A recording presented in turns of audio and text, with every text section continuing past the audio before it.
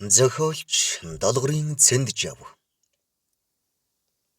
Алтан жүнжар өгүүлэг.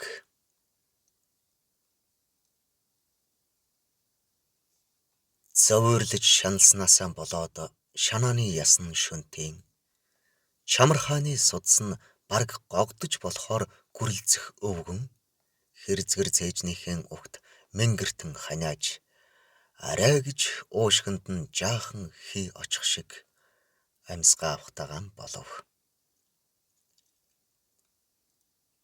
Бурхан минь, хоногийн тоо гүйцхэн шив түчгэр бандийнхаа хүчээр эхний удаачаараа өгчихгүй хаа гэж бодсноо Ямааны арьсан илгэн дээр баахан цэцэг навчийг хамрын тамхи шиг нунтгалж сууга горцгор шар банд руу зөөлөн ширтснэ. Хоолоо аргаад бүлээн юм амсдаг юм билүү гэхэд нөгөө хүү шалуухан босч өвгний хэрзгэр цээжийг эвлэгхэн өргөж орны толгой налвлав.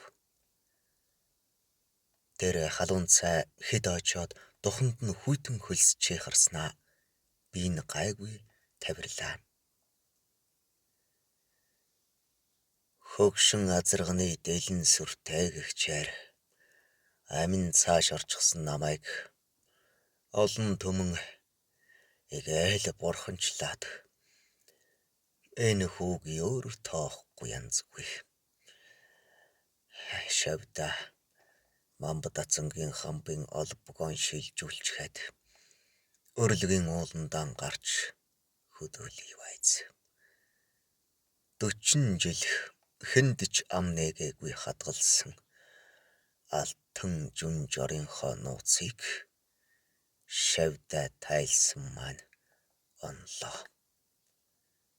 Баргийн маран бдийлхээргүй энэ хүү ганц тангийнхаа жорыг улаан бойлондаан зуусаар ертөнцөөс халивал нүгэл шүтэ. Одоо энэ хүүгийн мөч богинд нуугэхээс бурхнаас хайрлсан ухаанаар бол манаас ч илүү өнгөнд нь магтдаггүй болохоос биш. Миний шавд цаст төвд орны босгоч өндөртөхгүй. Цагаан болохоорч гэж хэндж сонсогдохоор хэлчихэд зовнов. Багшаа, та хэвдэж болгоно уу гэхэд тэрээр өмнө бохирон суусан шавынхаа мулцсан толгойг зөөлөн илэв.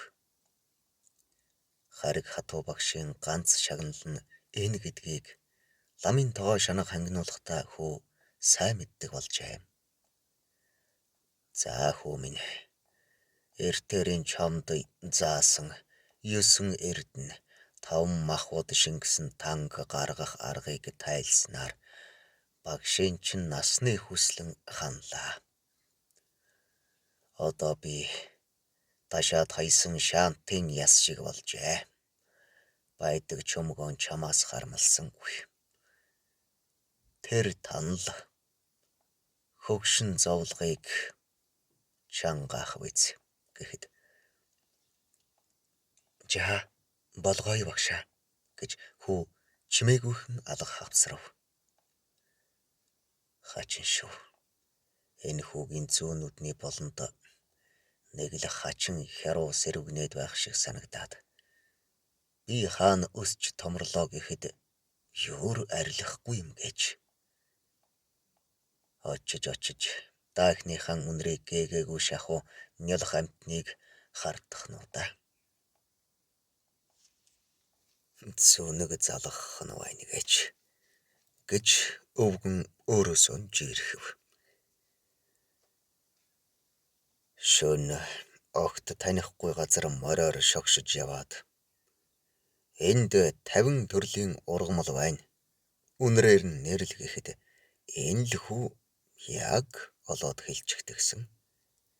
Тэрч байтугай нүдэн боолгоод тэмтэрэхэд авиадлахын чулууны дундаас Гиван тайг нь олно гэж.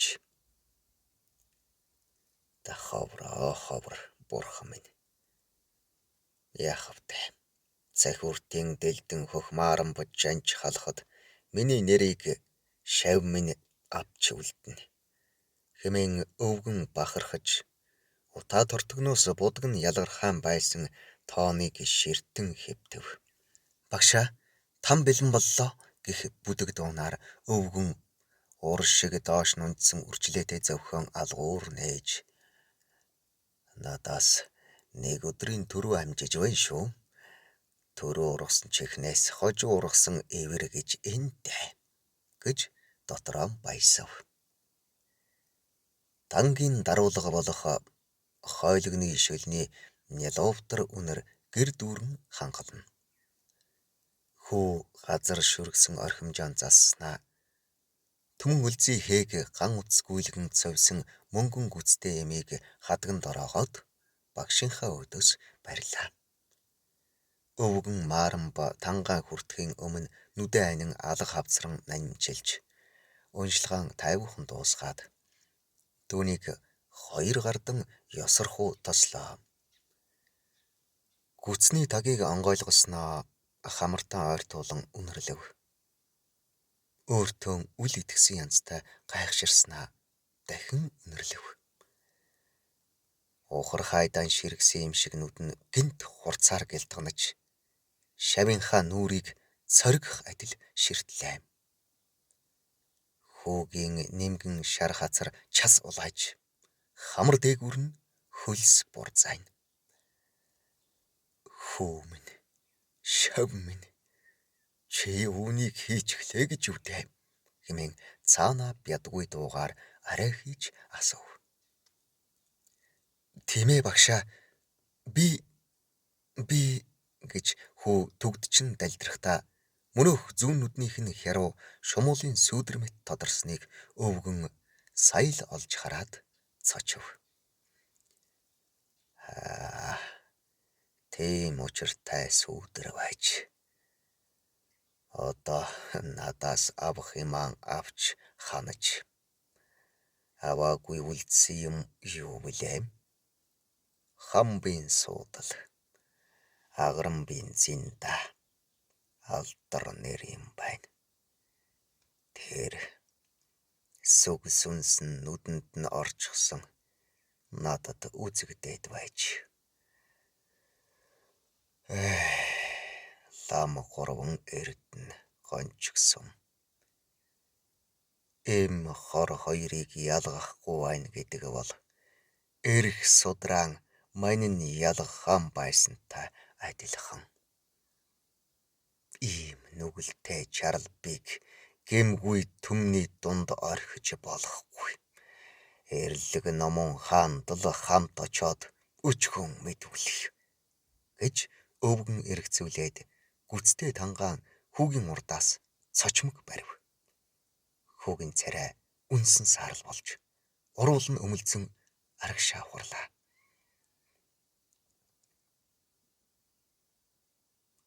Үгүй.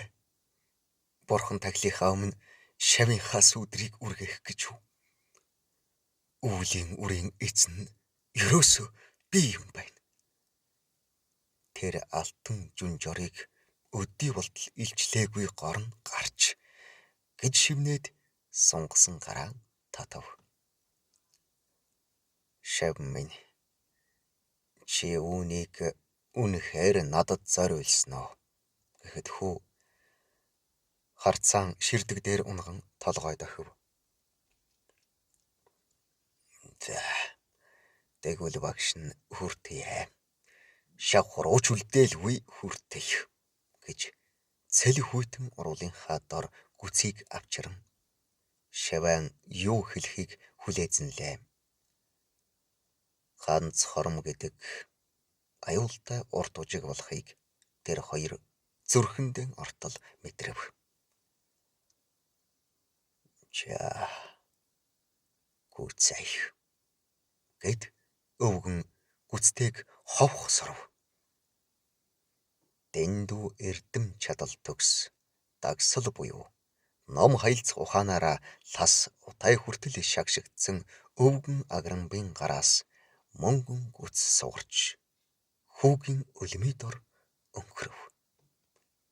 Хэрвээ энэ үед өвгөн Марамба нэгэн удаа зовхон нээсэн бол өөртөө авч үлдсэн алдан жүн жор хэмээх алдарт эмээн алдчихвээ гэсэн шиг өврөөн тэмтрээд зогсож байгаа хүүгийн нүдэн дэх хэрв аль хэдийнэ алга болсныг олж харах байлаа.